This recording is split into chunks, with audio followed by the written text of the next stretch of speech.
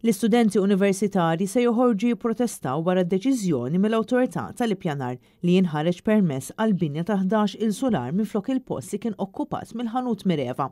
Dan minkejja li din l-applikazzjoni kienet ġibdet lejha ħafna reazzjonijiet negattivi fosthom il-KSU stess.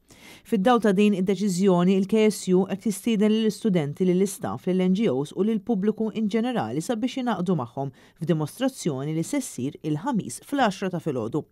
Fis-qarrija l-KSU qal li jaqbel bisħiħ mal-case officer tal-awtorità tal-ippjanar li l-proġett se jkollu impatt negattiv fuq il-pjan lokali taż-żona peress li se jkun hemm konflitt mal-għan tal-pjan strateġiku li jiżgura li żviluppi ġodda itejbu l-komdità taż-żona li tinsab eżatt mad-daħla l-antika tal-Università.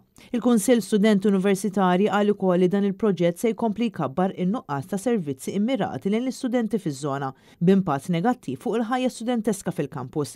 L-istudenti saħqu li issa l-Università se tkun maħnuqa minn proġetti infrastrutturali kbar li joffru għażliet mhux affordabbli u mhux sostenibbli għaż-żgħażagħ li jkunu għaddejjin bl-istudji tagħhom. Il-KSU spjega li fil-waqt li żieda ta' akkomodazzjoni l-istudenti hija meħtieġa, dan m'għandux iseħħ għall-ispiża ta' sostenibilità u l-ippjanar infrastrutturali xieraq f'konformità mal-kumditajiet taż-żona rispettiva.